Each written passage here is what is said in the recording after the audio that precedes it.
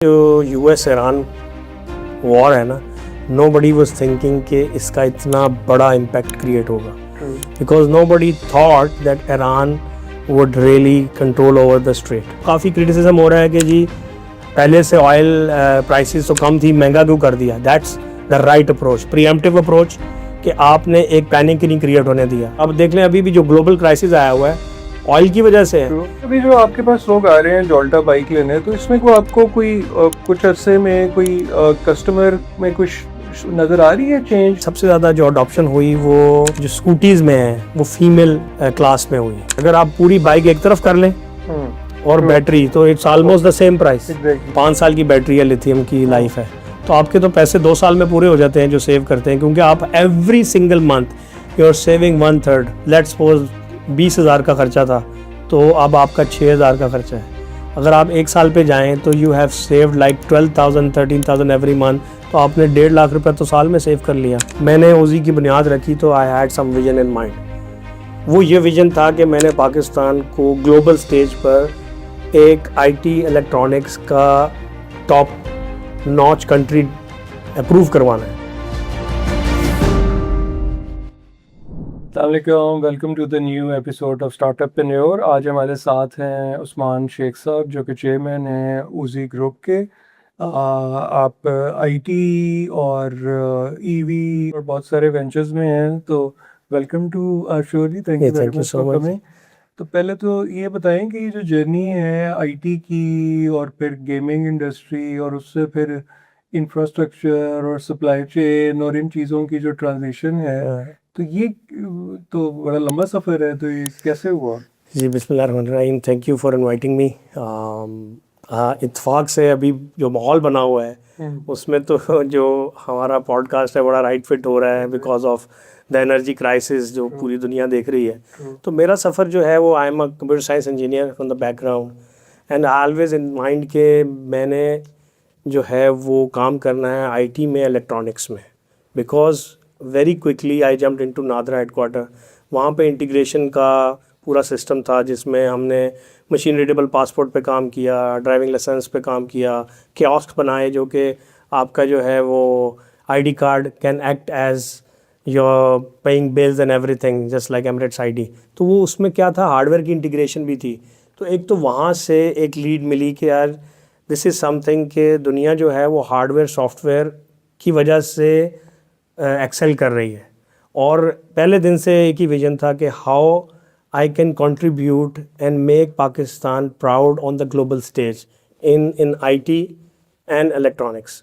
तो फिर मुझे मौका मिल गया नादरा से चाइना जाने का। चाइना में it was all hardware, Shenzhen becomes the factory for the whole world.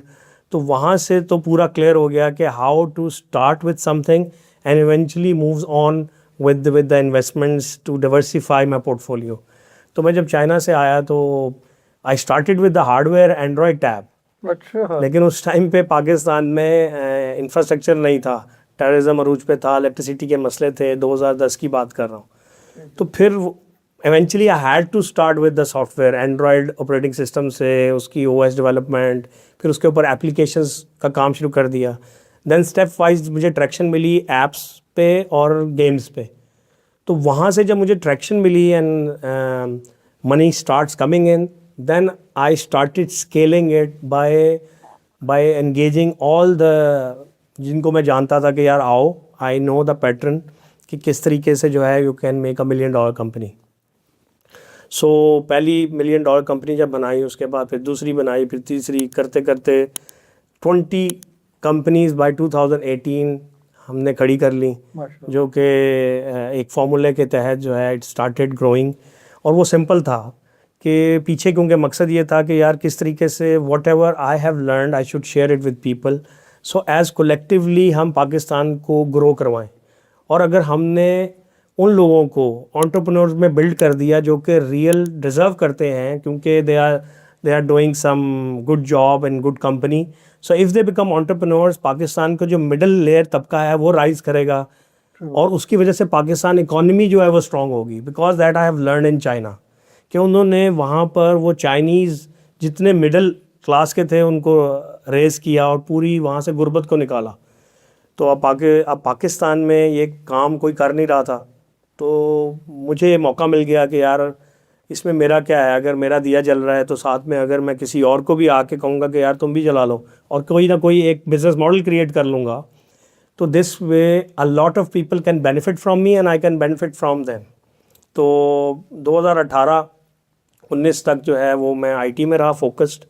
जब मेरा इंफ्रास्ट्रक्चर लाहौर, कराची, इस्लामाबाद में फैल गया तो मुझे था कि टेस्ला की एक सक्सेस हुई है और उसके बाद जो है वो पाकिस्तान में क्राइसिस आना शुरू हो गया पेट्रोल का, और ये जो आपका प्राइसेस थी काफ़ी ज़्यादा हुई, तो ईवी के ऊपर जो है ना वो फिर मैंने आहिस्ता आहिस्ता स्टेप लिया और 2021 में हमने बाकायदा जो है ईवी कंपनी लॉन्च कर दी। ज़बरदस्त जी। आई थिंक ये क्योंकि अगर हम अनफॉर्चुनेटली देखें ओवर द ईयर्स हमारे यहाँ आहिस्ता आहिस्ता बहुत सारा क्राफ्ट ख़त्म हो गया, बहुत सारी चीज़ें, क्योंकि लोगों ने अपनी जो स्किल थी वो आगे बांटी नहीं ऐसे है। ही। और हालांकि अगर आप देखा जाए तो अगर हम अपने रिलीजन के हिसाब से भी देखें तो किसी को अच्छी बात बताना, किसी को अच्छी एग्जैक्टली, चीज़ सिखाना जो एग्जैक्टली, है वो नेकी है। एग्जैक्टली। और ये जो अभी इस वक्त का सप्लाई चेन का कॉन्सेप्ट है वो यही है कि आप अकेले ग्रो ही नहीं कर सकते जब तक आप एक पूरा इकोसिस्टम अपने साथ लेके नहीं चलते। Exactly. So it's all about creating that momentum, creating that ecosystem that drives innovation, that drives the economy, that drives the people to stay motivated, stay consistent, stay hardworking. So वो जो पूरा आप एक चैनलाइज कर देते हैं लोगों को। देखिए मैं जब चाइना में था ना तो मुझे समझ आई कि यार we face the similar challenges. China has a lot of population, they have to solve their problem as a, कि इतनी पॉपुलेशन है उसको कैसे चैलेंज से अपॉर्चुनिटी में कन्वर्ट करें।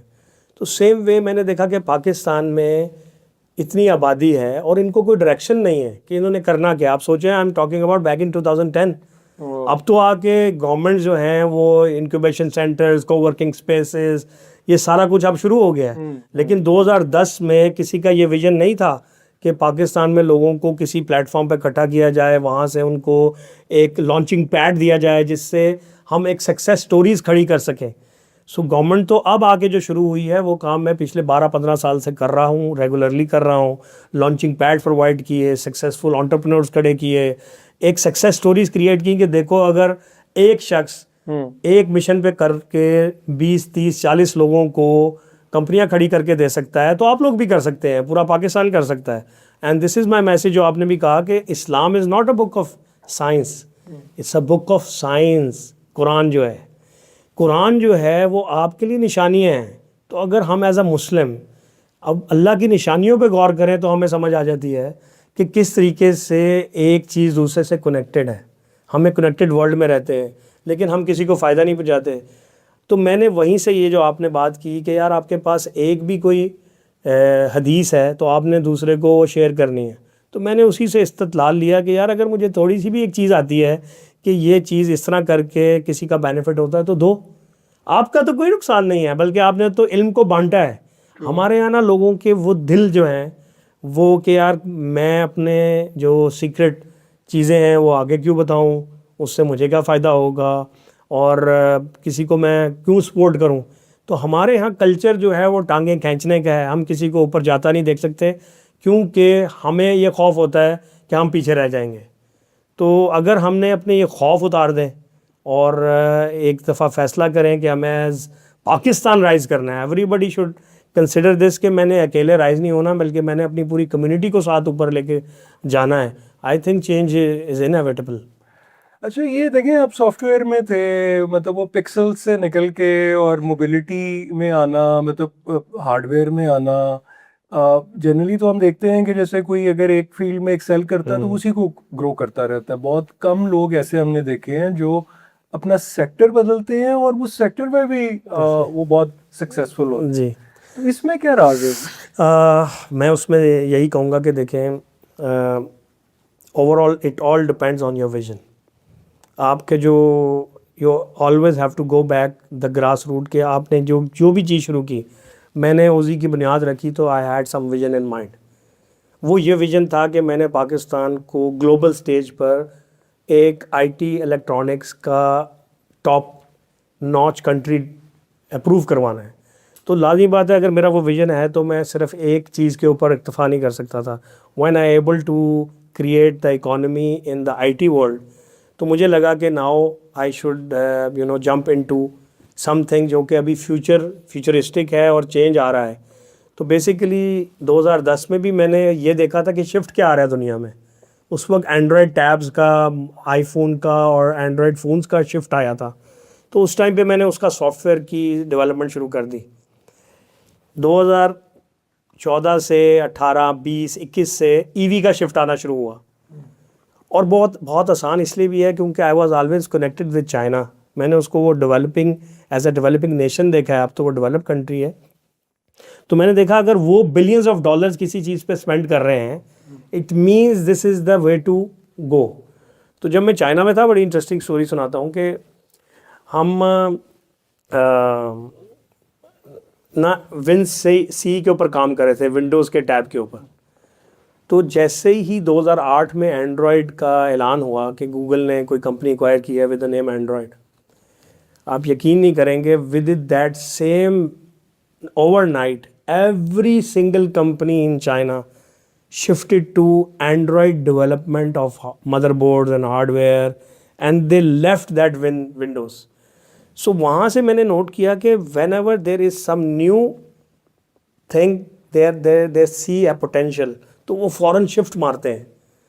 तो सेम वे में उन्होंने EVs को इंट्रोड्यूस करवाया. 2008 में बीजिंग ओलंपिक्स थे. तो बीजिंग ओलंपिक्स में शेंजन में और बीजिंग में सिर्फ इलेक्ट्रिक टैक्सीज, 2008 की बात कर रहा हूँ, सिर्फ इलेक्ट्रिक टैक्सीज से स्टार्ट किया उन्होंने. सो ये वो कौम है जिसने 10 किलोमीटर की रेंज के ऊपर भी अपनी कौम को कहा कि हमने ये यूज़ करनी है, बिकॉज इससे हम इंडिजिनस हो जाएंगे. तो मैं भी ये सोचता था यार, पाकिस्तान में पोल्यूशन का प्रॉब्लम है, हर साल हमें यहाँ पर वो स्मोक का इशू आता है. तो हम लोग सोचते क्यों नहीं है कि हम कुछ ऐसी चीज़ों पे स्टार्ट कर दें जो हम इंडिजिनस क्रिएट कर सकें, जिसका रॉ मटेरियल यहाँ से हो, जिसकी सारी डेवलपमेंट यहाँ से हो, और हम डिपेंडेंट ना हो, क्योंकि हमारे पास तो ऑयल है नहीं. तो why we always spend so much money. और आप देख लें अभी भी जो ग्लोबल क्राइसिस आया हुआ है ऑयल की वजह से है. सो हाउ अबाउट कि हम रिन्यूएबल्स में शिफ्ट हो जाएं, हम अपने इलेक्ट्रिक टैक्सीज, इलेक्ट्रिक व्हीकल्स, अपनी बैटरी जो है यहाँ के रॉ मटेरियल से, कार्बन से बना लें. ऑल्दो अभी उसमें भी काफ़ी गैप है, हमारे पास R&D वाले लोग नहीं हैं, तो हम नॉर्मली अब चाइना से चीज़ें इंपोर्ट करते हैं और यहाँ असेंबल करते हैं. बिकॉज हमारे हर बंदे के दिमाग में ना ट्रेडिंग बैठ गया है. Nobody wants to add value in the economy. तो कोई भी ये नहीं चाहता कि वो थोड़ा सा वक्त अपना दिमाग लगाए, वैल्यू क्रिएट करे, कोई चीज़ क्रिएट करके फिर इकॉनमी बिल्ड करे. और गवर्नमेंट भी उस लेवल पे सपोर्ट नहीं करती. तो हर कोई जो है वो इम्पोर्ट माइंडसेट से चीज़ें लेता है, यहाँ पे वो थोड़ी महंगी करके बिकती हैं और लोग उससे कमा रहे हैं. So nobody is thinking beyond 5 years, 10 years, 15 years. अल्लाह ने मुझे ये मौका दिया था, आई कुड सी कि यार 20 साल बाद क्या हो सकता है, 25 साल बाद क्या पिक्चर होगी. तो बस उसी वजह से इस एरिया में कदम रखा और उसका भी सेम इकोसिस्टम बनाना शुरू किया कि लोगों को गाइड करें, ताकि वो जो है आहिस्ता आहिस्ता हमारी जो ट्रेंड ईवी लोग थे, they are working in almost every EV company जो कि पाकिस्तान में इस वक्त 50-60 हो गई हैं. तो ये मतलब है, ये जो ईवी बाइक्स, टू व्हीलर पे आपने बहुत अर्सा पहले ये लेके आए, तो मतलब उस वक्त तो मेरे ख्याल है इतनी शायद यहाँ पे लोकल अभी मार्केट रेडी नहीं थी, और जब एकदम अब हम देखते हैं तो अब सड़क पे जी. बेताशा स्कूटीज और ये सारी चीज़ें जो नज़र आ रही हैं, तो ये इसके मतलब आप क्या देखते हैं नंबर्स पाकिस्तान में? जब हमने 2021 में स्टार्ट किया था, and when the last ex prime minister inaugurated, then we had the vision के 2030 तक पाकिस्तान ने कहा था एवरी सिंगल व्हीकल जो है उसमें 30% इलेक्ट्रिक व्हीकल्स होंगी. सो हमने ये टारगेट लिया कि out of that 30% Jolta provide करेगी, जिसमें बैटरीज भी होंगी और बाइक्स भी होंगी. वाई स्पेसिफिकली बाइक्स को चूज़ किया क्योंकि पाकिस्तान में ऑलरेडी 3 मिलियन प्लस बाइक्स थी, और हर साल तकरीबन 30 मिलियन बाइक्स थी, और हर साल तकरीबन 3 मिलियन बाइक्स जो हैं वो फ़रोख्त हो रही थी. तो हमने देखा कि this is the mass economy, जो कि अगर हमने शिफ्ट कर दी तो उससे पाकिस्तान की ये जो पेट्रोल की इंपोर्ट है उस पर बड़ा फ़र्क आएगा, स्मोक के इशू सॉल्व होंगे, और एक आम आदमी को बहुत बड़ा रिलीफ मिलेगा जो कि नॉर्मली आपका जो भी पेट्रोल का खर्चा है, बाइक के ऊपर खर्चा है, वो 1/3 हो जाता है with the electric bike. EV bike की इंडस्ट्री में गया है तो मतलब एक तो ये कि बिल्कुल एक अनफोर्सीन मतलब ऐसी चीज़ को देख के रिस्क लेना। अच्छा पाकिस्तान में फिर ये कि मैं तो बचपन से ये देख रहा हूँ कि चीज़ें बाय द बुक नहीं चलती हैं। आप प्लान कागज़ पे कुछ और करते हैं और आउट ऑफ द सिलेबस बहुत सारी चीज़ें आ जाती हैं और एकदम आपके पूरे प्लान जो हैं वो ऊपर नीचे हो जाती हैं। तो ये जो रिस्क असेसमेंट है मतलब इसको कैसे आप मैनेज करते हैं? मैं अगर देखूँ तो ऑलरेडी मैनेजमेंट कंसल्टिंग फर्म्स होती हैं जो आपको पूरा गाइड कर देती हैं, लेकिन मैंने कभी मैनेजमेंट कंसल्टिंग फर्म से कोई नॉलेज तो नहीं लिया कि वो फोरकास्टिंग करें। लेकिन अल्लाह ने एक पहले से सोच दी हुई थी, ये मुख्तलिफ किताबें पढ़ के, कि स्टार्ट स्मॉल थिंक बिग। आप कदम छोटा रखें, छोटे छोटे कदम लें और तेज़ी से लें, लेकिन बड़ा सोचें बड़ा। अगर आप सिर्फ सोच बड़ा लेंगे और टारगेट सेट कर लेंगे तो आपके छोटे छोटे कदम उस तरफ अगर जा रहे हैं तो कुछ ही अरसे में रिजल्ट्स आना शुरू हो जाएंगे। तो ये एग्जैक्टली मैंने आईटी में भी किया था, गेमिंग में किया, ऐप्स में किया। बिल्कुल स्टार्ट स्मॉल से किया, started with a few people, grown into a 1000 staff. इसी तरीके से ईवी में भी बहुत छोटा स्टार्ट लिया, एक छोटी सी फैक्ट्री ली, R&D करना शुरू की, अपनी बाइक के फोकस किया कि यार ये होंडा की जो शेप की बाइक है ये यही चलती है पाकिस्तान में। तो स्टार्ट किया कि हम अगर इसको इंजन को चेंज करके यहाँ पर बैटरी फिट कर दें और जो आपका टायर है उसमें मोटर डायरेक्ट लगा दें तो ये है कि आपकी रेट्रोफिटिंग हो जाएगी। सो बहुत छोटे से स्टेप से हमने लोगों को अवेयर करना शुरू किया और हमने उस कोर कंपोनेंट्स की डेवलपमेंट पे फोकस किया।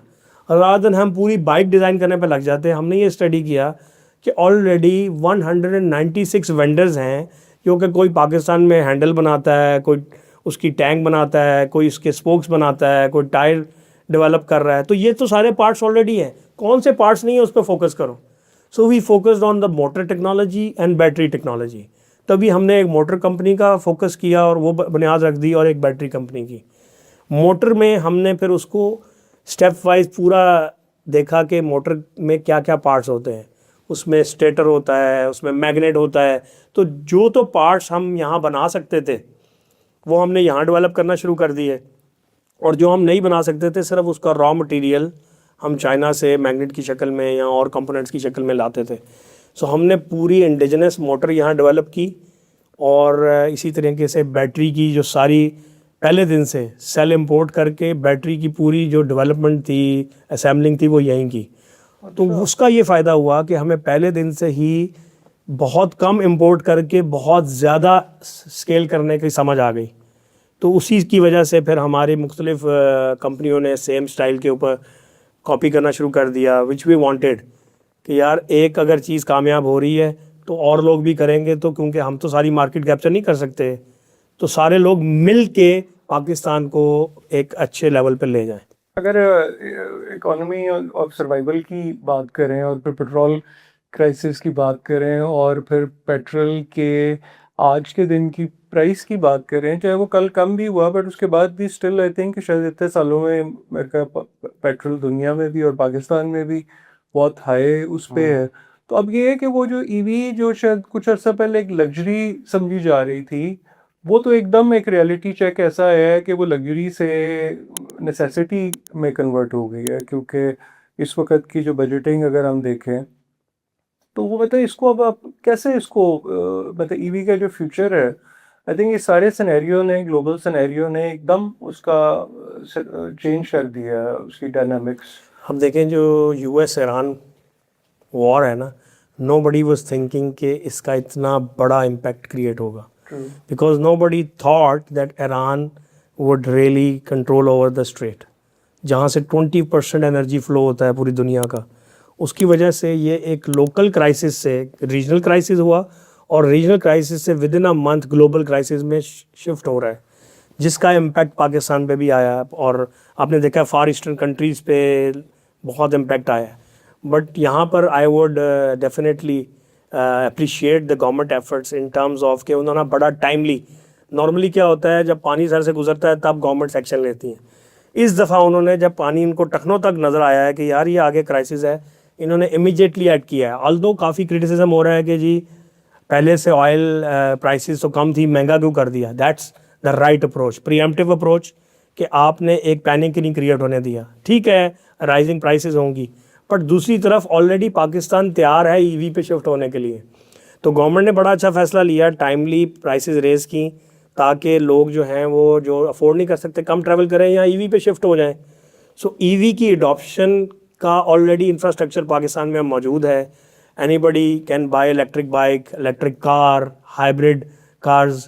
तो I think this is the right time कि लोग जो हैं वो पेट्रोल से या एटलीस्ट हाइब्रिड में शिफ्ट हो या टोटल इलेक्ट्रिक में शिफ्ट हो। ये जो आपके पास लोग आ रहे हैं जोल्टा बाइक लेने, तो इसमें को आपको कोई कुछ अरसे में कोई कस्टमर में कुछ नज़र आ रही है चेंज, कि जी पहले एक तरह का कस्टमर आता था, अब और तरह का आ रहा है कुछ तब? अच्छा जी, देखें, एक तो ये है कि सबसे ज़्यादा जो अडॉप्शन हुई वो जो स्कूटीज़ में है वो फीमेल क्लास में हुई, क्योंकि जितनी भी लड़कियां काम करती हैं, स्कूल कॉलेज पढ़ाती हैं, कोई टीचिंग है, कोई आईटी कंपनी में काम करती हैं, उनके लिए एक बड़ी ये बाइज़्ज़त बावकार सवारी हो गई।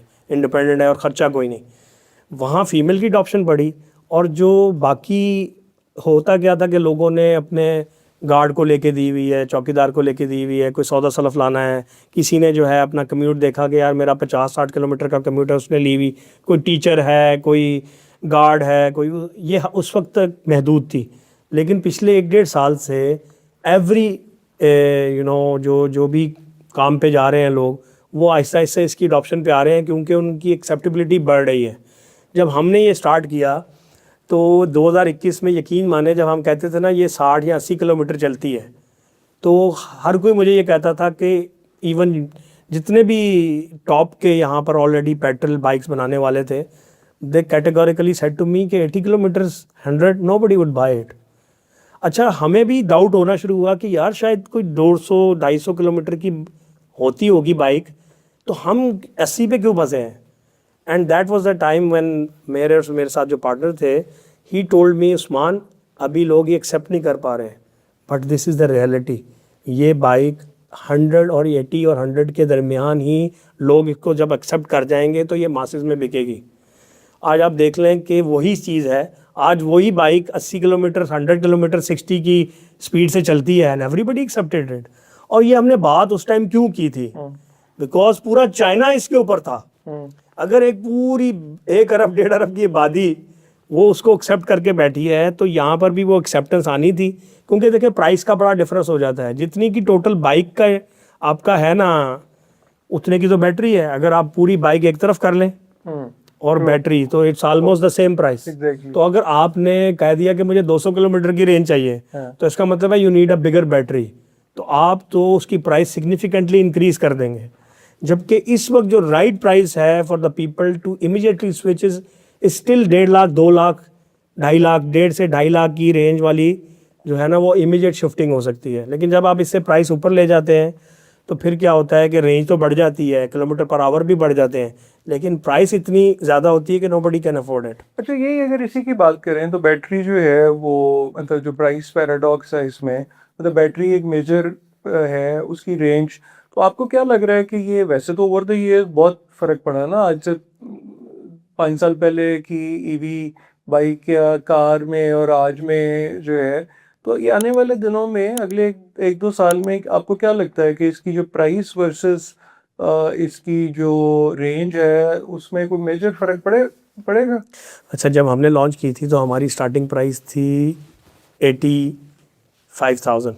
ओके। हमने तब शुरू किया था जब, तो हमने इसको देखा था कि मार्केट में होंडा की जो प्राइस है वो उसके कंपैरेटिव प्राइसिंग के साथ ईवी की आएगी। ऑल्दो वो प्राइस ज़्यादा है ईवी की, लेकिन फिर भी हमने मैच करने की कोशिश की कि अगर कोई बंदा ख़रीदने जा रहा है तो उसके माइंड में हो कि मैं शिफ्ट कर जाऊँ इसमें, और उसी को मद्देनजर रखते हुए आहिस्ता आहिस्ता प्राइसेस बढ़ना शुरू हो गई।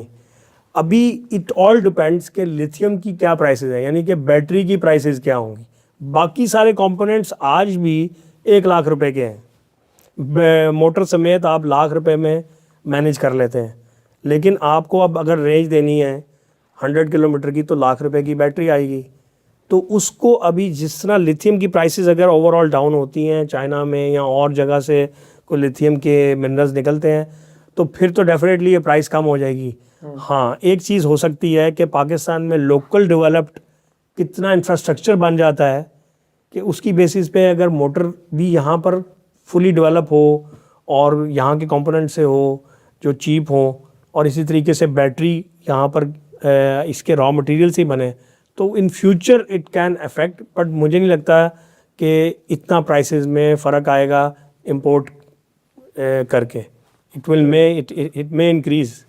अच्छा, वो जो एक इकोनॉमिक ओवरऑल सिनेरियो है उसमें जो कार ओनर्स जो हैं वो भी टू व्हीलर पे आ रहे हैं, तो बहुत सारे लोग जो है वो सेकंड व्हीकल जो है वो अब ईवी बाइक्स जो है उस पे जा रहे हैं। ऐसे ही है।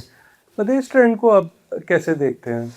I think it's even I was thinking like if अगर अच्छी सी प्यारी सी स्कूटी है और आपने जस्ट रखी हुई है कि यार चलो करीब जाना है, कहीं कम्यूट करनी है, या आपका कोई पास ही दफ्तर है, तो आप प्लान कर लेते हैं कि यार एक रिजनेबल या एक जिसको कहते हैं आप एक रिस्पॉन्सिबल सिटीज़न के तौर पर कि अगर मैं कंट्रीब्यूट करूं, सेविंग करूं ऑयल की और अपने माहौल की, पोल्यूशन की, तो I should shift to EV. तो आई थिंक वो एक ट्रेंड आ रहा है बिकॉज बड़ी बड़ी खूबसूरत शेप्स की जो हैं वो स्कूटीज़ आ रही हैं, तो लोग उस तरफ शिफ्ट भी हो रहे हैं एंड दे फील कि वो एक परसेप्शन वाइज ना वो एक चीज़ बुरी नहीं समझी जा रही।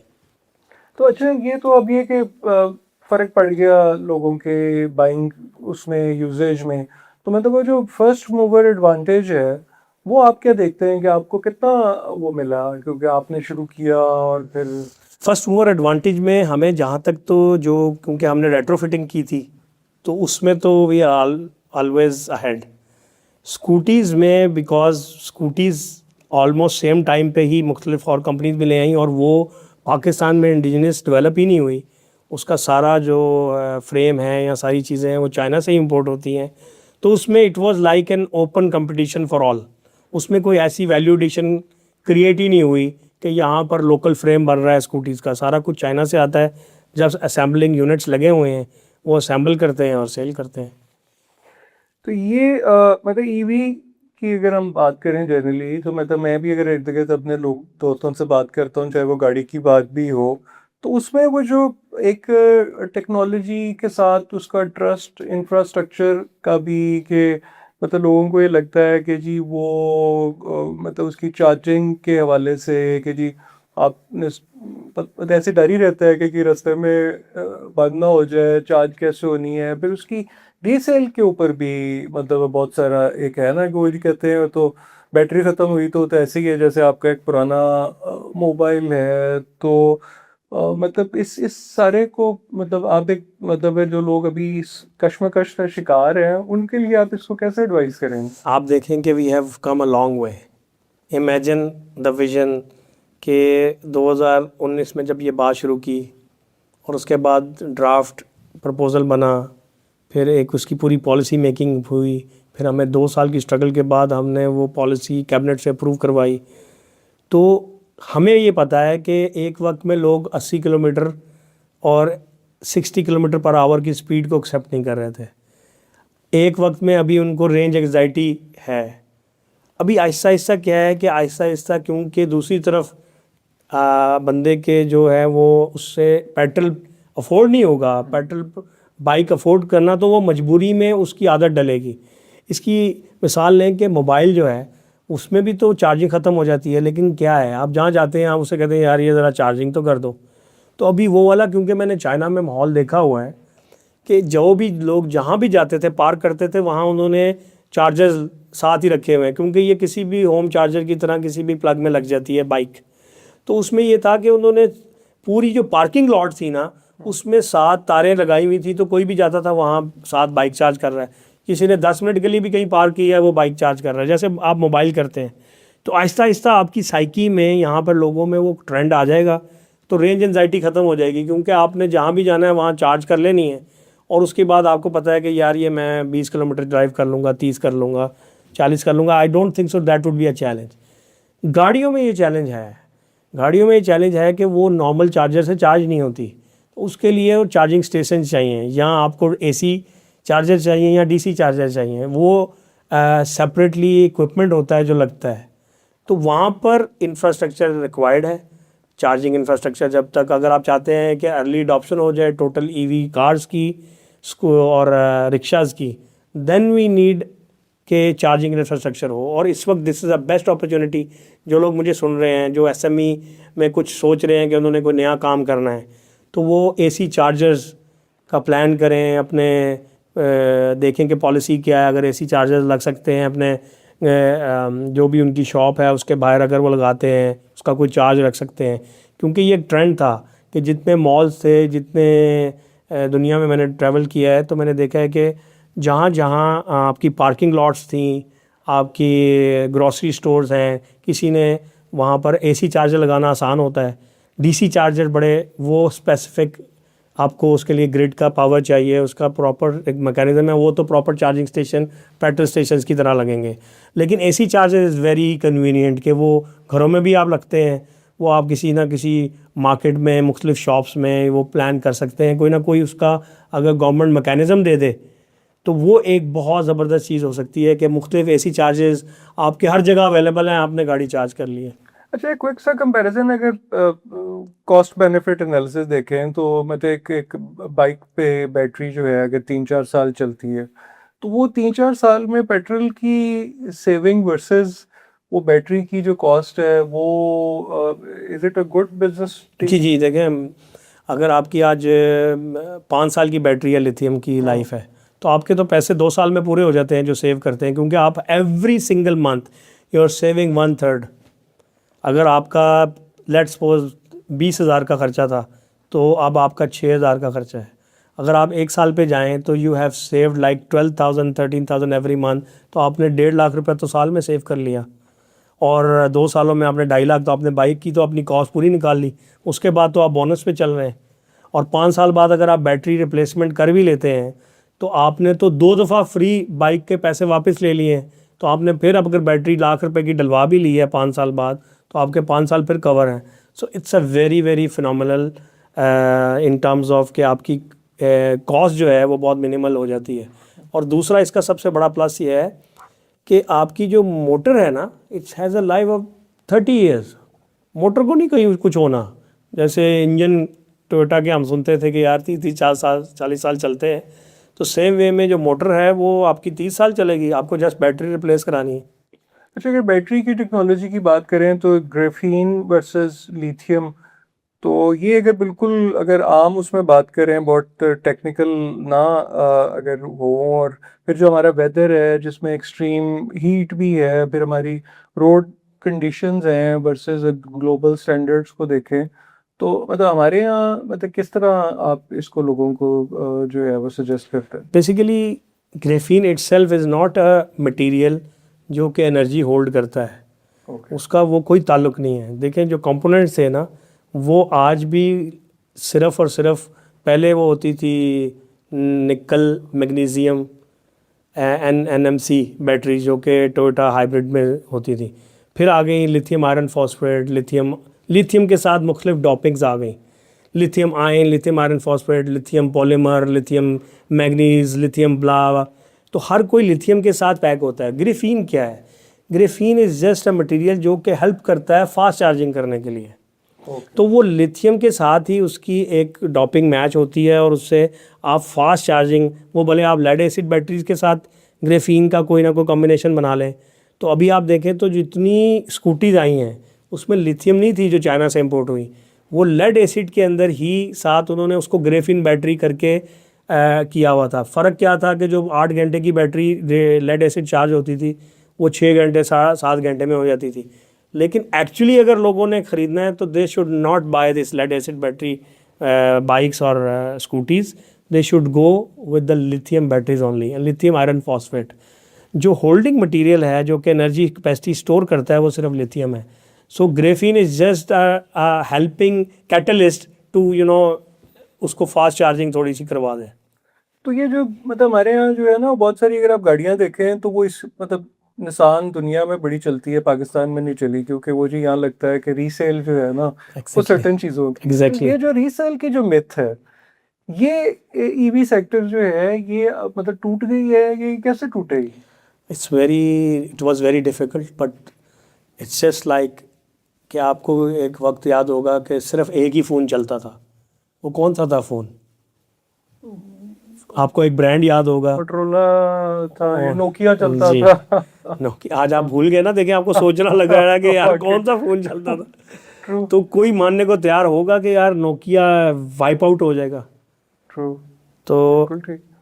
टोयोटा, होंडा, ये सारे जापानीज़ ब्रांड्स ये वाइप आउट हो जाएंगे। आपको नाम भी मुश्किल से सोच के याद आएगा 10 साल बाद। उसकी वजह यह है कि जब आप डेमोक्रेटाइजेशन ऑफ इकोनॉमी कर देते हैं और हर बंदे के पास आज चांस है कि वो कॉटेज इंडस्ट्री लगा ले ये बाइक्स की। आप इलेक्ट्रिक बाइक के किसी ने कोई मोटर बना रहा है, कोई कंट्रोलर बना रहा है, कोई छोटे छोटे पार्ट बना रहा है, जैसे चाइना ने किया है। हज़ारों कंपनीज़ हैं वहाँ पर। तो आपको अगर मैं सिंपल बताऊं कि पूरी दुनिया की ऑटो इंडस्ट्री में अगर 50 कंपनियां हैं तो चाइना में 500 कंपनियां हैं जो गाड़ियां बनाती हैं। तो आपने अभी देखा है कि एवरी सिंगल डे एक नई गाड़ी लॉन्च हो रही है। तो आहिस्ता आहिस्ता तो आप नाम ही भूलते जा रहे हैं कि यार वो पिछली, क्योंकि जितना आपके पास अगली गाड़ियों का ट्रेंड आ रहा उसके बोर्ड्स नज़र आना शुरू हो जाएंगे तो आपका मेंटल परसेप्शन शिफ्ट हो जाएगा। तो इवेंचुअली क्या होगा कि जो ये सारी गाड़ियाँ चाइनीज़ आ रही हैं ये आप मास मार्केट अचीव कर लेंगी, और ना चाहते हुए जितने लोग हैं जो पहले आपके मैकेनिक, इलेक्ट्रीशियन, ये वो आहिस्ता आहिस्ता स्विच कर देंगे उनके पार्ट्स, क्योंकि इकोनॉमी ऑफ स्केल हो रहा है ना, तो पार्ट्स की अवेलेबिलिटी भी होना शुरू हो जाएगी। फिर चीप पार्ट्स की अवेलेबिलिटी होना, ऑलरेडी टोयोटा के, होंडा के सारे पार्ट्स का जो पार्ट 2 नंबर पार्ट होता था या जो कॉपी पार्ट था वो तो चाइना ही दे रहा था। तो उनके लिए तो ये इट्स नॉट टफ कि ऑलरेडी शिफ्ट हो जाए पूरी रीसेल मार्केट भी, और जो आपके अवेलेबिलिटी ऑफ रिसोर्सेज होते हैं कि आपने ट्रैवल किया चाइनीज़ गाड़ी में मरी का, तो आपको डर है कि यार अगर यहाँ ख़राब हो गई तो मैकेनिक नहीं मिलेगा, टोयोटा का मिल जाता था। अब वो मिथ है, it will be solve in the next 2-3 years. तो आपके पास, आप खुद चाहेंगे, जैसे आज लोग स्कूटी ख़रीद रहे हैं, आप खुद चाहेंगे कि आप इलेक्ट्रिक कार ख़रीद लें। इवन ये जो दीपाल की आई है S05 एन एक्सलेंट कार, फिर जो BYD की वो ऑटो 2 है, it's an excellent car to buy, क्योंकि BYD has cross Tesla in terms of unit of sales.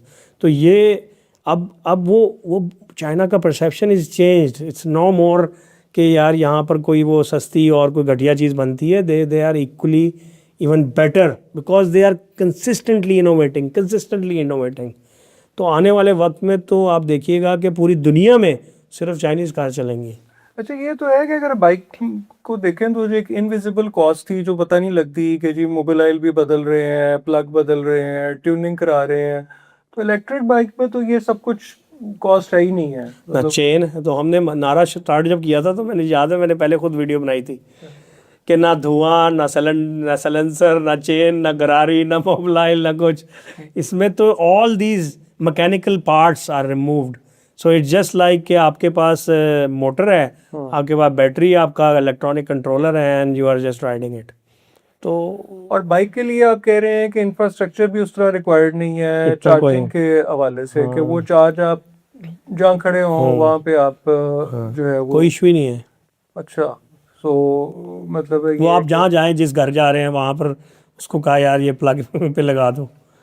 ये अगर ये आपकी जोल्टा का मतलब जर्नी को देखें तो वो एक हमारे यहाँ ये भी तो इशू है ना कि वो जो ब्रांड और फिर मेड इन पाकिस्तान जो है वो भी बहरहाल उसका भी एक चैलेंज अनफॉर्चुनेटली होता है कि हम बहुत ब्रांड कॉन्शियस हो गए हैं और ये कि जी कहाँ का बना है। वैसे तो इसको आपने मतलब किस तरह जो है वो एड्रेस किया, और आप आज के दिन अगर आप उसको देखें तो आप किस हद तक ये परसेप्शन को चेंज करने में कामयाब हो गए? सर मेरा ख्याल है ये परसेप्शन ओवरनाइट तो चेंज नहीं होगी, पर जो मुझ जैसे लोग हैं और भी हैं जो सोचते हैं 50 साल का, 100 साल का, तो वो ये देखते हैं कि जब आप आज उसकी बुनियाद रखेंगे कि मेड इन पाकिस्तान का आप नारा लगा रहे हैं, तो हो सकता है उसका रिज़ल्ट आने में 30 साल लगे, लेकिन जब 30 साल में वो वाली चीज़ आ जाएगी तो लोगों को ये पता होगा कि they were the first ones who started this made in Pakistan mindset. तो हम तो उस टाइम तक के लिए रेडी हैं कि we have to inculcate in the mind of people कि यार मेड इन पाकिस्तान को प्रमोट करना है, क्योंकि this is our survival, this is how our next generation will be saved. अगर आज हम अपनी नेक्स्ट आने वाली जनरेशन का नहीं सोचेंगे तो फिर तो वही होगा कि आहिस्ता आहिस्ता आहिस्ता आहिस्ता आप का कल्चर, आपकी अपनी वैल्यूज़ ओमिट हो जाएंगी and nobody will recognise you as a country जहाँ पर लोग फ़ख्र यहाँ प्राउड फील करें। देखें लाख इख्तलाफ हो, लेकिन जो एक्स प्राइम मिनिस्टर थे वो ये कॉन्फिडेंस होता है इंसान का जो आपके अंदर से देता है कि यार you should be proud of Urdu में बात करने का, आपको अंदर प्राइड हो। इंग्लिश की वजह से हमारे दिमाग में ना इन्फीरियरिटी कॉम्प्लेक्स है। इसी तरीके से ये हम क्योंकि ज़हनी गुलाम हैं एज जितने लोग हैं, तो हमारे दिमाग में है कि जापानीज़ चीज़ अच्छी होती है, चाइनीज़ होएगी अच्छी, फ़लाँ होएगी, पाकिस्तानी अच्छी नहीं हो सकती। ये हमें परसेप्शन निकालना है और इन्फीरियरिटी कॉम्प्लेक्स से निकल कर उस लेवल पे आना है कि हम उस चीज़ को प्रेफर करें क्योंकि इससे मेरे मुल्क का फ़ायदा है। तो जब हम सब मिलके पाकिस्तान का फ़ायदा करेंगे तो क्यों नहीं पाकिस्तान दुनिया में राइज़ करेगा। अच्छा, ये बड़ी अच्छी आपने बात की, लेकिन आजकल अगर आप जनरली लोगों को देखें तो लोग ऐसे बिजनेसेस में जाने की बात करते हैं कि जिसमें क्विक ओवरनाइट पैसे वाला, कि ऐसे होता नहीं है, बहुत रेयर हो सकता है, शॉर्ट टाइम के लिए हो सकता है, always it's a long term thing. लेकिन जनरली तो लोग, आप भी देखते होंगे, देखिए इसी तरह के माइंडसेट में। देखिए ये तो बात ट्रू है कि लोग उसी चीज़ में जाते हैं कि जिसमें ओवरनाइट पैसा है, लेकिन there are no shortcuts in life. जो ये बात मुझे बहुत पहले समझ आ गई थी कि जब आप शॉर्टकट्स पे जाते हैं तो it's very short lived. So there are no shortcuts in life. आप अपने विजन, जो भी आपने अपना मकसद या नीयत खड़ी की है कि यार ये मैं काम क्यों कर रहा हूँ, ये मैं काम अपना रोज़गार के लिए कर रहा हूँ, तो वो और तरह के माइंडसेट से काम करेगा। एक की नीयत ये है कि मैं ये अपने बीवी बच्चों के लिए ब्रेड एंड बटर के लिए एफर्ट कर रहा हूँ, वो उस लेवल की करेगा। एक बंदा नीयत ये करता है कि उसने नेशन बिल्डिंग करनी है, उसने पाकिस्तान को आईटी इलेक्ट्रॉनिक्स में दुनिया के ग्लोबल मैप पे रिप्रेजेंट करना है। तो आपकी नीयत, आपका विजन आपको ड्राइव करता है कि यार ये तो फिर लंबा सफ़र है। क्योंकि अगर अल्लाह ने मुझे दिया है कि मुझे ये थ्रेट नहीं है कि यार मुझे मेरी फैमिली या मैं एज अ सिर्फ ब्रेड सोल विनर के तौर पर उनका सोचूं, वो अल्लाह ने मुझे बहुत दिया है, तो I should think about my community कि मैं अपनी कम्युनिटी को कैसे राइज कर सकता हूँ। अच्छा, ऑटोमोबाइल की ओवरऑल सेक्टर की बात करें तो इसमें लोकलाइजेशन वर्सेस इंपोर्ट की बहुत बात होती है ना। बहुत सारी कारें, ऐसी कंपनियां जो यहाँ लगी हैं जिन्होंने एग्रीमेंट किए कि जी वो एक सर्टेन टाइम फ्रेम में लोकलाइजेशन पे आ जाएंगी। हम आज भी देखते हैं कि वो इंपोर्ट पे बहुत ज़्यादा डिपेंडेंट है। तो आप का जो विजन है उसके मतलब उसमें अब आप कितने % लोकलाइजेशन पे आ गए हैं? या हमारा टारगेट ये था कि हम सिर्फ वो चीज़ें जो अभी यहाँ पर नहीं हैं, तो हार्डली 7% जो है ना वो हम इंपोर्ट करें। लेकिन एक चीज़ में हमें, जो बैटरी है उसमें हमें सेल, तो उसका भी सेल का कोई प्लांट लगा नहीं है पाकिस्तान में, और वो जब तक अभी इतना इकॉनमी ऑफ स्केल नहीं होती ईवी की कि आपको वाकई फ़ील हो कि आपको अब ये सेल का प्लांट लगाना पड़ेगा, उस वक्त वो फिजिबल नहीं है। अदरवाइज़ अगर आप बैटरी को छोड़ दें तो जो होंडा की शेप की रेट्रोफिटिंग थी उसका तो हमने सिर्फ 7% इम्पोर्ट करते थे, बाकी 90% पार्ट जो हैं लोकली मैन्युफैक्चर्ड भी थे और असेंबल्ड भी थे। लेकिन जब बैटरी ऐड कर लेते हैं तो इट मीन्स कि आपने 50% कॉस्ट जो है वो अपने इम्पोर्ट ही करनी है, बिकॉज सेल्स जो हैं वो बाहर से आते हैं। अच्छा, हमारे यहाँ बहुत सारे बिजनेसेस से अगर हम बात करें तो उसमें पॉलिसी इश्यूज में बहुत बॉटलनेक्स होते हैं। तो अगर आपको आज मौका मिले कि ये जो ईवी जो है सेक्टर के लिए, तो आप मतलब क्या सजेस्ट करेंगे गवर्नमेंट को कि जी क्या ऐसी चीज़ें करें जिससे कि गवर्नमेंट को भी नुकसान ना हो और एक इस तरह के सिनेरियो में आम आदमियों के लिए भी बड़ा फ़ायदा हो जाए? मैं सबसे पहले तो ये चेंज करूँगा कि दुनिया चेंज होती है एंटरप्रेन्योर से। ठीक है। वो किसी सेठ से चेंज नहीं हो सकती, वो किसी ट्रेडिशनल बिजनेसमैन से चेंज नहीं हो सकती, वो एंटरप्रेन्योर ही चेंज ला सकता है। अनफॉर्चुनेटली जो लोग आईटी के अंदर तो बहुत इकोसिस्टम बन गया, क्योंकि उसमें ट्रेडिशनल बिजनेसमैन था ही नहीं, उसमें सेठ था ही नहीं। तो आईटी तो एक वो वर्जन आइलैंड था जिसमें पढ़े लिखे लोग ही आए और उन्होंने वो इकॉनमी ऑफ स्केल क्रिएट की। पर हम जैसे लोग जिन्होंने शिफ्ट किया कि हम मुल्क की तकदीर बदलने के लिए ईवी एनर्जी, तो उसमें क्या होता है, उसमें पॉलिसी उन लोगों को सामने रख के नहीं बनाई जाती जो कि इनोवेट करके मुल्क की तकदीर बदल सकें। वो सिर्फ़ और सिर्फ ऊपर की इशराफिया को राज़ी रखने के लिए बनाई जाती हैं। 6 साल ये सारी ईवी पॉलिसी डिले हुई just to meet the interest of the top, जिन्होंने पहले से ग्रीन पॉलिसी के तहत प्लांट्स लगाए थे, तो उनकी वजह से डिले किया गया।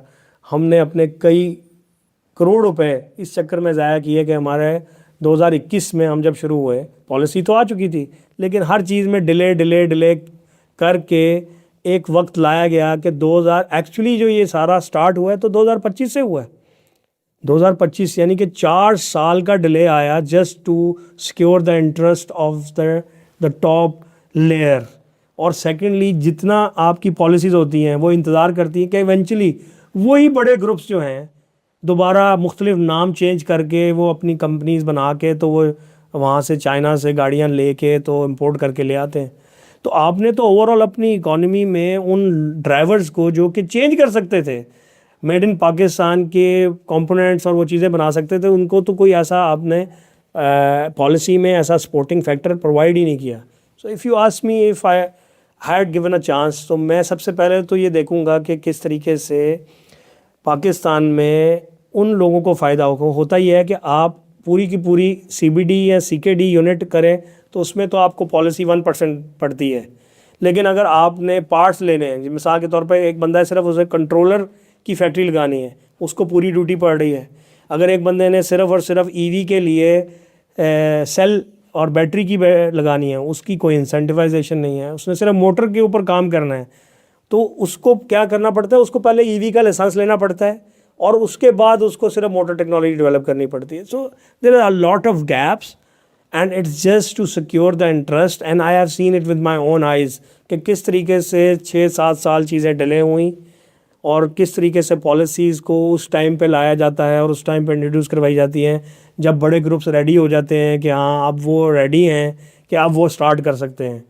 तो इसका मतलब है कि क्यों अमेरिका आज अमेरिका है, क्यों UAE आज UAE है, बिकॉज उधर उन्होंने उन एंटरप्रेन्योर्स को, उन इनोवेटर्स को सबसे ज़्यादा टॉप प्रायोरिटी दी हुई है, जिसकी वजह से आज वहाँ पर टेस्ला, एप्पल, गूगल, ये सारे वो हैं जो स्क्रैच से, गराज से शुरू हुए थे।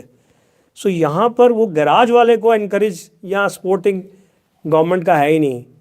यहाँ पर वही है कि जिसके पास पैसा है वही और पैसा बना सकता है, उसके पास सिस्टम है, and this is how things are going. So that needs to be changed. अच्छा, आज के दिन भी आपको लगता है कि ईवी और सोलर और ग्रीन एनर्जी के ऊपर सीरियस, क्योंकि कल मतलब आयरॉनिकली टीवी पे एक तरफ तो पेट्रोल क्राइसिस की खबरें चल रही थी, दूसरी तरफ ये चल रहा था कि जो ग्रीन मीटर है उसकी पॉलिसी चेंज हो गई, तो यानी एक तरफ हम सोलर को डिस्करेज कर रहे हैं इस क्राइसिस में भी, जहाँ पे कि शायद सोलर को बहुत ज़्यादा प्रमोट करना चाहिए, क्योंकि हमारा बहुत सारा फ्यूल तो हमारी इलेक्ट्रिसिटी बनाने में भी इस्तेमाल हो रहा है। तो मतलब ये जो clarity overall at the top level जो है वो अभी तक शायद है, आपको लगता है ये आने वाले दिनों में होगी? एक्चुअली वही जो आपने बात की थी कि हम कोई भी चीज़ लाते हैं ना, तो हम एज़ उसकी प्लानिंग का बहुत बड़ा भुगतान है। मुझे याद है जब CNG के स्टेशन लगना शुरू हुए तो हर जगह ही CNG के पंप्स लग गए, कोई प्लानिंग नहीं हुई कि CNG कितने अरसे कितना होगा। फिर CNG किट्स लगना शुरू हो गई, फिर एंड में पता लगा कि यार ये तो हमारी CNG ख़त्म हो गई है, तो फिर वो CNG पंप्स लगना बंद हो गए, फिर CNG की किट्स लगना बंद हो गई, गाड़ियाँ कन्वर्ट होना बंद हो गई। तो actually there is no planning. अभी भी यही हुआ है, solar solar solar solar solar. जब सारे लोग सोलर पे शिफ्ट हुए तो दूसरी तरफ प्लांट से जो वो पैदावार थी वो लोग सोलर पे शिफ्ट हो गए, वो एक्स्ट्रा बन रही है, उसकी एक्स्ट्रा कॉस्ट गवर्नमेंट को पड़ती है। सो ये सारे कदम पहले उठाने होते हैं, लेकिन क्योंकि लोगों ने कमाना होता है ऊपर की अशराफिया ने, तो पहले उसको वो एक पॉलिसी ऐसी लाते हैं जिसमें जो बिलियंस का फ़ायदा उठा लें, उसके बाद फिर आम आदमी जब उस तरफ लग जाता है तो एंड में बर्डन उसी को डाल दिया जाता है। This is the sad story of our nation unfortunately. अगर मतलब जैसे अब आपके विजन की बात करें और फिर सक्सेस की बात करें माशाल्लाह, तो जो मतलब एक बिगर पिक्चर के हिसाब से, तो जो आपका जो ऊजी का इकोसिस्टम है उसमें जो सिनर्जी है, मतलब जिसमें कि सॉफ्टवेयर है, AI है, ईवी के वेंचर हैं तो ये मतलब इसमें मतलब आप एक तरफ ट्रांसपोर्टेशन कंपनी बिल्ड कर रहे हैं, दूसरी तरफ एक डाटा है, तीसरी तरफ एक एनर्जी कंपनी है, तो ये मतलब इसको ज़रा अगर आप सिंपल देखें तो हम तो देखते हैं यार, ओवरऑल यूएस में कोई ऐसी कंपनी थी, चाइना में थी जो, तो उसमें तो हमारे सामने एलन मस्क की मिसाल सबसे सामने आ जाती है. ही स्टार्टेड पेपाल सेल किया, he started the boring company, AI का ट्विटर उसका है. So they are very much integrated. तभी एक फील्ड आई थी जिसको मैकाट्रॉनिक कहते हैं. दुनिया जो है इस वक्त रोबोट्स की तरफ जा रही है, ह्यूमनॉइड्स की तरफ जा रही है. सो आई फील के एक कंपनी एटलीस्ट पाकिस्तान में इस विजन से हो ताकि हमें देख के और कंपनी शुरू हो कि यार ये कोई सेपरेट चीज़ें नहीं हैं.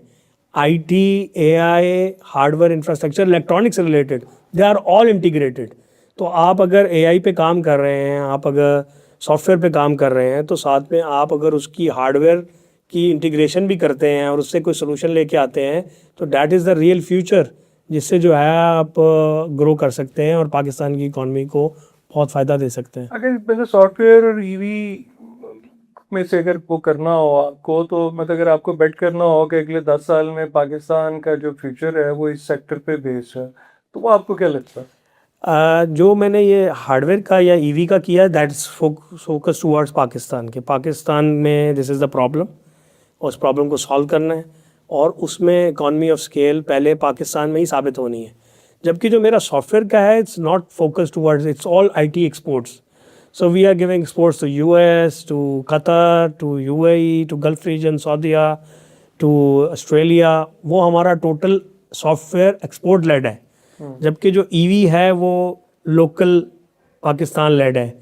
तो उसी में मुझे डिफरेंट चैलेंजेस भी पता लगे कि पाकिस्तान में लोकल इकॉनमी कैसे चलती है, लोकल स्ट्रक्चर क्या है, और लोकली आपने ग्रो करना है तो कैसे करना है, और उसके चैलेंजेस क्या हैं, टैक्सेशन के मैटर्स क्या हैं. जबकि सॉफ्टवेयर लेड वो टोटली डिफरेंट है. वो तो हम यहाँ पर उसमें मैंने अपॉर्चुनिटी देखी कि we have a lot of masses लोग हैं जिसमें आप उनको एक लैपटॉप दे दें, इंटरनेट दे दें, and they have the talent, आप उनको डायरेक्शन दे दें, तो आपने एक किस्म का यहाँ पर आपके जो मिलियंस ऑफ लोग हैं उनको यहाँ बिठा के अच्छी सैलरीज भी दी और उनसे काम करवाया और डॉलर्स में इनकम आप लेके आए और पाकिस्तान को डॉलर वाइज स्ट्रॉन्ग किया.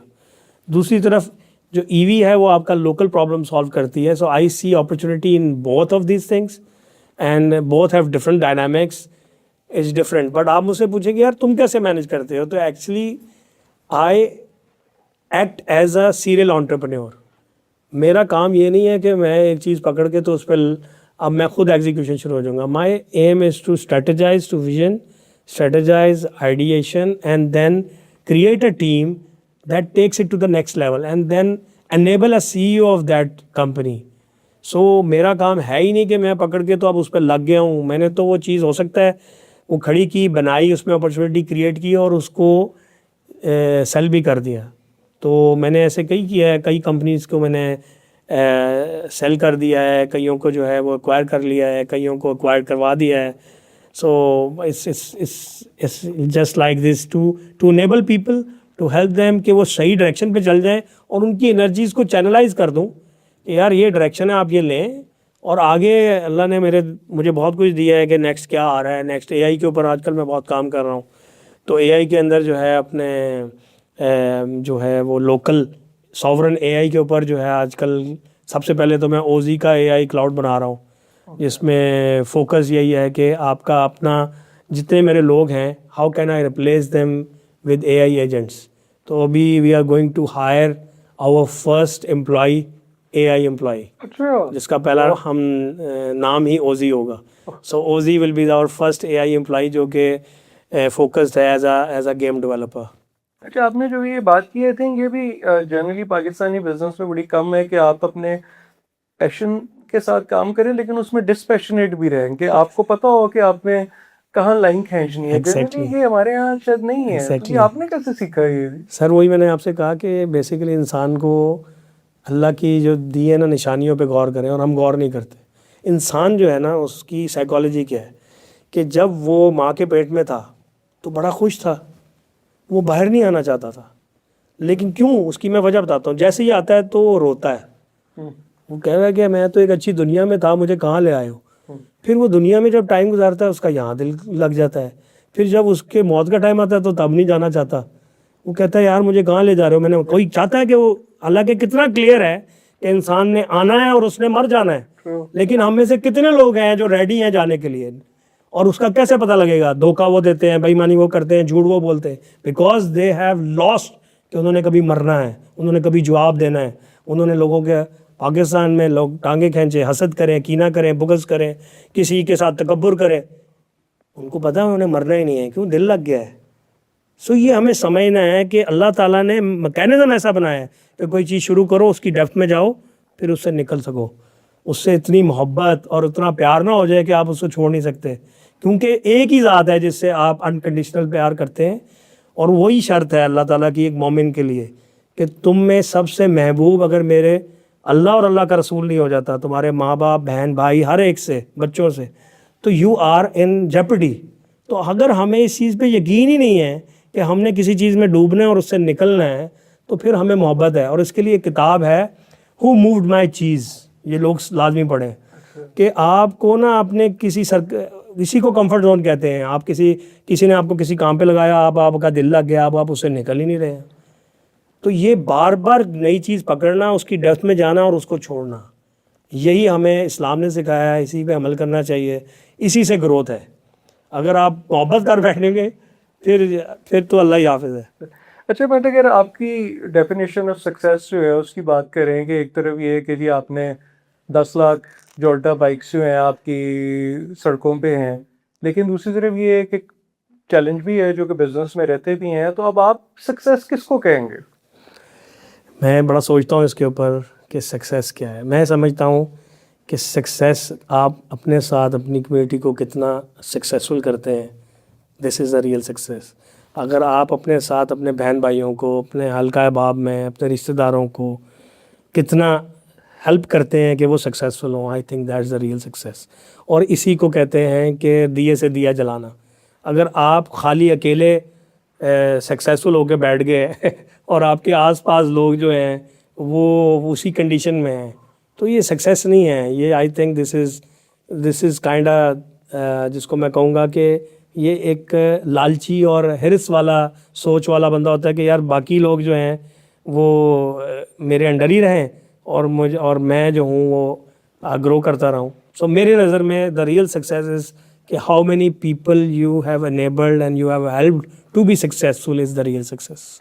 आखिर में जो हमारी यूथ जो ये प्रोग्राम देख रही है उसको आप क्या गाइड करेंगे कि उनकी, क्योंकि सक्सेस, बिजनेस डेवलपमेंट, गोल्स बड़े उनके डिफरेंट तरह के माइंडसेट है, तो उनको आप क्या गाइड करेंगे? अगर एक वर्ड में कहूँ कि its success is a pattern, आप अगर उस पैटर्न को सिर्फ आप, होता है ना, लेज़ी हैं, बैठे हैं, काम नहीं कर रहे और सोच रहे हैं करेंगे डिले करते हैं, तो कभी भी सक्सेस अचीव नहीं होगी, क्योंकि आप एडजस्ट नहीं करेंगे। Success lies in execution.